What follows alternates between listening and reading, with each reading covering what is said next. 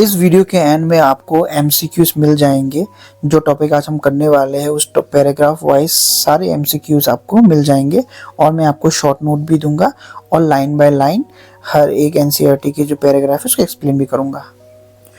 Hello बच्चों, आज हम chapter 5 the fundamental units of life chapter में से जो टॉपिक करने वाले हैं वो टॉपिक है हमारा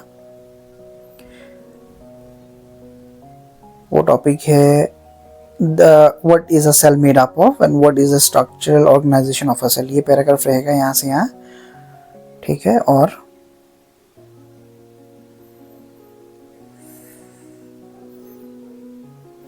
और यहाँ से यहाँ तक रहेगा, ठीक है।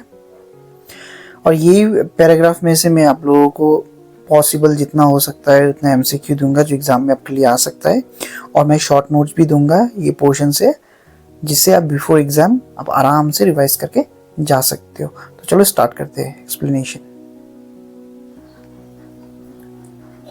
आज ये देखो सेल है, ये एक सेल है। तो देखो आज की जो टॉपिक है what is cell made up of. अब देखो बनता तो बहुत कुछ चीजों से है, लेकिन हमको जानना है कि क्या चीजों से बनता है। स्पेशली देखो 3 चीजें जो सारी सेल में प्रेजेंट रहता है। पहला चीज जो है सेल, यहाँ लिख देता हूं मैं, plasma membrane, SMA plasma membrane, MEMBRANE membrane.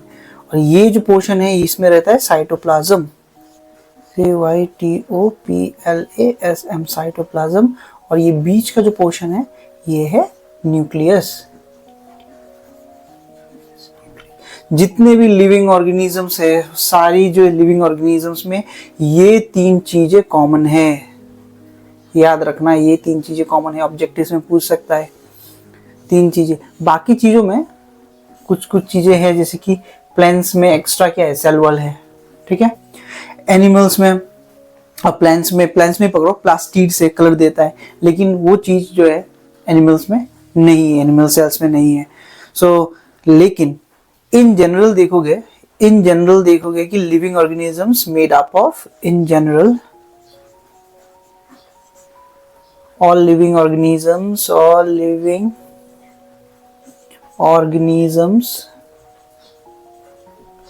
is made up of plasma membrane, nucleus और लास्ट में है साइटोप्लाज्म, कॉमन है, ठीक है। साइटोप्लाज्म, ठीक है, साइटोप्लाज्म। और ये जो एरिया है ये प्लाज्मा मेम्ब्रेन से ये स्टार्ट होता है, ये प्लाज्मा मेम्ब्रेन, ठीक है। ये फ्लेक्सिबल भी है, ठीक है। इससे क्या होता है कि changes of gases take place. अब कुछ भी अगर सिलेक्टिव मटेरियल जिसको जाना होता है अंदर में, वो यहाँ से ये वॉल को पार करके जाते हैं, ठीक है। ये वॉल हम इसको बोलूंगा नहीं, मेम्ब्रेन को पार करके। और यहाँ से भी किसी चीज को बाहर जाना हो तो ये मेम्ब्रेन को पार करके जाना होता है। जैसे कि कार्बन डाइऑक्साइड को अगर बाहर से, एग्जाम्पल कार्बन डाइऑक्साइड को अगर जाना होगा, CO2 अगर अंदर से बाहर जाना होगा तो ये मेम्ब्रेन यूज करते हैं, ठीक है। ऑक्सीजन भी बाहर से अंदर की तरफ ये इससे फ्लो करता है। वाटर भी लिक्विड अगर देखोगे कि ये मेम्ब्रेन से पास करके जाता है, वाटर H2O, और यहाँ से एक्सेस होने से बाहर भी निकल जाता है, ठीक है। ये मेम्ब्रेन है। लेकिन ये मेम्ब्रेन से ये न्यूक्लियस के बीच में जो रहता है वो है साइटोप्लाज्म, ठीक है।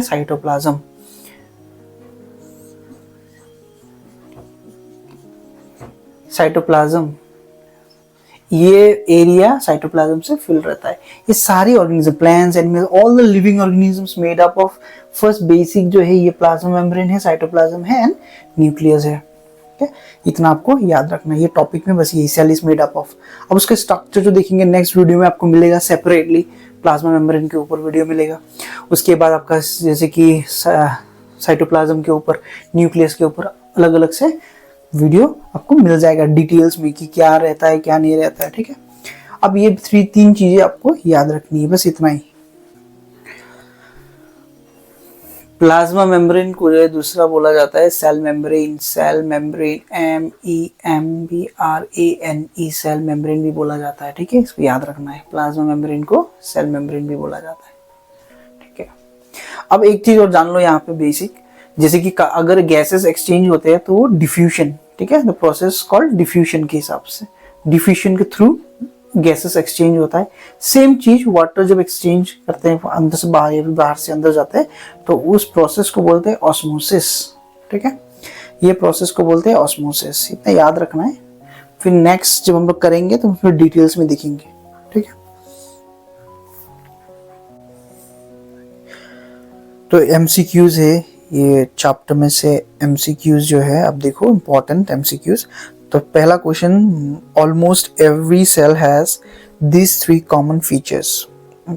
अब देखो ये इतने सारे दिए हुए, अब इसमें से अब मैंने जो बोला था एक्सप्लेनेशन में, जैसे कि सेल मेम्ब्रेन, इसको प्लाज्मा मेम्ब्रेन बोलते हैं, न्यूक्लियस एंड साइटोप्लाज्म। अब देखो ये सारी चीजें एवरी सेल में पाया जाता है, वो है ये। ऑप्शन को देखते ही आपको डायरेक्ट मिल जाएगा आंसर, बहुत इजी है, आराम से कर सकते हो। लेकिन सबसे पहली चीज है कि आप एक्सप्लेनेशन को अच्छे से सुनो, हर लाइन जो रहेगा उसको आप अच्छे से सुनो, तभी आप आराम से कर पाओगे। ऐसे नहीं कि आप डायरेक्टली स्टार्ट कर दिया एमसीक्यू से और फिर आप कर दिया, फिर आपको लगता है कि भाई ये तो नहीं हो पा रहा है, तो कॉन्फिडेंस आपका ही लूज हो जाएगा। तो आप कोशिश करो कि पहले पूरा वीडियो का एक्सप्लेनेशन सुनो अच्छे से, उसके बाद एमसीक्यू अटेम्प्ट करो, आराम से हो जाएगा आप लोगों का, ठीक है। चलो नेक्स्ट क्वेश्चन की तरफ मूव करते हैं। Next question, question number 2। अब क्वेश्चन नंबर 2 में the fluid filled region inside the cell where organelles are present is called. अब ऑर्गेनेल्स मतलब कि देखो बॉडी में भी ऑर्गन्स रहते हैं, वैसे सेल के अंदर भी स्मॉल ऑर्गन्स रहते हैं जिसको ऑर्गेनेल्स बोलते हैं। Example mitochondria, Golgi apparatus, endoplasmic reticulum, plastids, lysosomes, ये रहेंगे। इसको हम लोग बाद में देखने वाले हैं। अब क्वेश्चन आ गया, मैं आपको बेसिक एक्सप्लेन कर दिया, ठीक है। अब देखो जो जगह में फ्लूइड जो प्रेजेंट रहता है, जहाँ पर वो रहता है, वो एकदम आप लोगों का डायरेक्ट है साइटोप्लाज्म। देखो प्लाज्मा मेम्ब्रेन तो ये बॉर्डर जो एग्जिट और एंट्री को अलाउ करता है, बीच में हो गया न्यूक्लियस और आपका जो रिमेनिंग पोर्शन जो बीच का रह जाता है, ठीक है, ये तो है बॉर्डर, ठीक है। ये रिमेनिंग पोर्शन जो रह जाता है इसमें सारे ऑर्गन्स रहते हैं, इसको बोलते हैं साइटोप्लाज्म, ठीक है। तो चलो नेक्स्ट, बहुत इजी है, आराम से कर लोगे। नेक्स्ट क्वेश्चन की तरफ मूव करते हैं, question number 3। Okay, question number 3. All activities inside the cell and its interaction with environment are possible due to। देखो inside और environment के साथ possible कैसे रहता है, एक बॉर्डर जैसे रहता है, एंट्री और एग्जिट, उसी को हम लोग बैक बोलते हैं प्लाज्मा मेम्ब्रेन। देखो प्लाज्मा मेम्ब्रेन के साथ और भी ऑप्शन दिया हुआ है, तो ये पूरा ऑप्शन एक साथ आ जाएगा और ये हो जाएगा आपका राइट आंसर, ठीक है। ओनली माइटोकॉन्ड्रिया, ये कोई, अब डायरेक्ट देखो, ठीक है, बहुत इजी, आराम से कर लोगे। चलो मूव करते हैं नेक्स्ट क्वेश्चन की तरफ।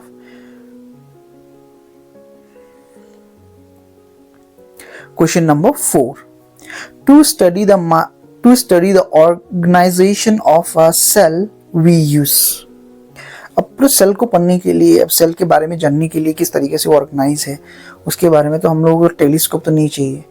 अब ऑप्शंस अब देखोगे और भी है ऑप्शंस, ठीक है, स्क्रॉल करते हैं, ये देखिए, देखो माइक्रोस्कोप आ गया। अब माइक्रोस्कोप देखते ही आपको बता जाएगा कि हमको अगर सेल के बारे में जानना है तो हमको माइक्रोस्कोप यूज करना पड़ेगा। बाकी सब तो देखो ऐसे ही वो कैंसिल आउट हो जाएगा, नेकेड आई ऐसे कैंसिल आउट हो जाएगा, ये तो होगा ही नहीं। मैग्नीफाइंग लेंसेज, अब देख लो ऑप्शन भी देखो, ठीक है, बहुत इजी है, इसलिए मैंने डायरेक्ट ही आंसर बोल दिया, ऑप्शन को कैंसिल नहीं किया। आप एलिमिनेशन मेथड से भी कर सकते हो, आपको एलिमिनेट करते रहना है हर एक ऑप्शन को, ठीक है। नेक्स्ट क्वेश्चन देखते हैं एलिमिनेशन मेथड से। अब क्वेश्चन नंबर 5, ये देखो क्वेश्चन नंबर 5 में क्या है, the outermost covering that separate cell contents from external environment.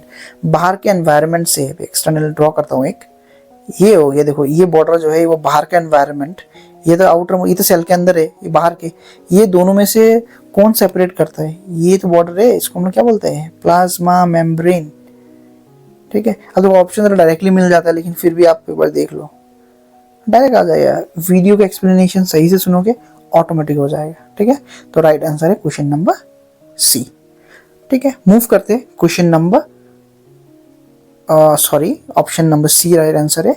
चलो मूव करते हैं क्वेश्चन नंबर 6 की तरफ और देखते क्या होगा हमारा आंसर, ओके। क्वेश्चन नंबर 6,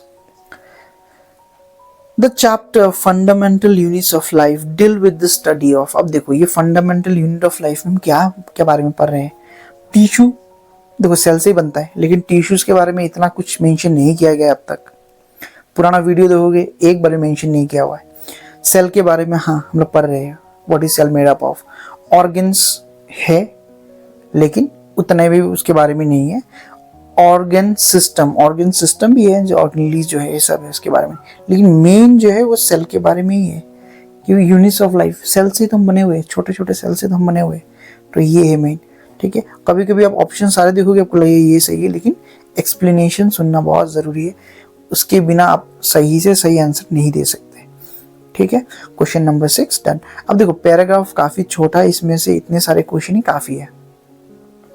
हम जब आगे वीडियोस और बनाएंगे हमको सब पैराग्राफ से मैं क्वेश्चन ऑब्जेक्ट MCQ दूंगा, तो at the end of the chapter आप देखोगे आपके पास अराउंड 100 मोर देन 100 रहेगा, मोर देन 100 200 पकड़ो। अगर टॉपिक 20 टॉपिक्स है 10-10 करके भी होने से तो 200 क्वेश्चन। और आपके ऑब्जेक्टिव्स तो आने वाले एग्जाम में, आप अगर NCERT CBSE बोर्ड से हो या फिर कोई भी स्टेट बोर्ड से हो, आपको आराम से बहुत सारे सवाल मिल जाएंगे यहाँ से ऑब्जेक्टिव्स। ठीक है, बहुत सारे बोर्ड में 30 क्वेश्चन देते हैं लाइक साइंस से, तो यहाँ से तो 10 क्वेश्चन से ज़्यादा ही रहेगा। और अगर अच्छे से करके जाते हो तो आपका 10 में 10 राइट ऑब्जेक्टिव आराम से स्कोर कर सकते हो, और आंसर आप आराम से बना के लिख सकते हो, एक भी नहीं छूटेगा। तो समझ रहे हो, बहुत स्कोरिंग है। मैं चाहता हूँ कि आप लोग अच्छे से सुनो, एक्सप्लेनेशन को अपने से लिखना भी शुरू करो। ठीक है, तो चलो हम लोग मूव करते हैं। तो ये शायद ये हमारा लास्ट क्वेश्चन है ये पैराग्राफ से। पैराग्राफ काफ़ी छोटा है तो यही है। अब हम मूव करते हैं हमारे डिस्क्रिप्टिव क्वेश्चन। एक रहेगा 5 मार्क का, और वो हम देखते हैं। देखो एक क्वेश्चंस मैं हमेशा करता हूँ डिस्क्रिप्टिव, अपने वर्ड्स में लिखो, इन योर ओन वर्ड्स लिखना शुरू करो। ठीक है, आप लोगों को ऐसा नहीं कि एग्जैक्ट बुक से मिल जाएगा, कितना बना याद कर लोगे। याद करने से तो बहुत अच्छा, नहीं तो बना के लिखो। 2 मार्क आएगा भी आप लिख सकते हो, 1 मार्क आएगा भी आप लिख सकते हो पूरा एक्सप्लेनेशन। अब 5 मार्क का पूछेगा तो आप आराम से लिख सकते हो कि हाईएस्ट 5 मार्क ही रहता है। तो describe cell is made up of, अब बताना है कि सेल कैसे बना हुआ है, तो आपको शुरू से बताना है जो एक्सप्लेनेशन किया हुआ है। इसमें 3 चीज़ों से बना हुआ है, लिखो अपने वर्ड में। एक तो है प्लाज्मा मेम्ब्रेन, एक है साइटोप्लाज्म, एक है न्यूक्लियस। ठीक है, ये तीनों को मेंशन करो। अब प्लाज्मा मेम्ब्रेन जो है वो है सिलेक्टिवली परमिएबल मेम्ब्रेन लिखो। It is made up of, मैंने बोला भी था एक्सप्लेनेशन में कि प्रोटीन्स एंड लिपिड से बना हुआ है, लिखो। उसके साइटोप्लाज्म को ऑब्जेक्टिव से मिला हुआ है कि लिक्विड टाइप का फ्लूइड है, where cell organelles are present, मतलब सेल के जो ऑर्गन से वो प्रेजेंट है, ऑर्गेनेलीज प्रेजेंट है। और न्यूक्लियस जो है आप लिखो, nucleus is present in the centre of the cell, लिख दो सेंटर ऑफ द सेल। और वो न्यूक्लियस जो है वो सेल डिवीजन में काम आता है। ऐसा करके आराम से अपने वर्ड्स में लिख सकते हो। ठीक है, तो ये आप अपने से ट्राई करना घर पे, तो ये ट्राई करोगे मैक्सिमम ये टॉपिक कवर हो जाएगा। अब मैं जो आपको देने वाला हूँ वो है शॉर्ट नोट्स। आप इसका स्क्रीनशॉट ले लो या फिर आप इसको अपने हाथ से लिख लो पॉज करके, और जिससे क्या होगा कि आपको एग्ज़ाम टाइम जब आप एग्ज़ाम देने जाओगे तो क्या होगा कि आपको रिकॉल करने में, मतलब फट करके रिकॉल करने में आपको आसानी होगा। और मेरे बच्चों, अगर आपको मेरा वीडियो अच्छा लगा तो आप मेरे चैनल को लाइक करें, सब्सक्राइब करें और अपने दोस्तों के साथ शेयर करें, क्योंकि इससे बहुत मोटिवेशन मिलता है। Thank you.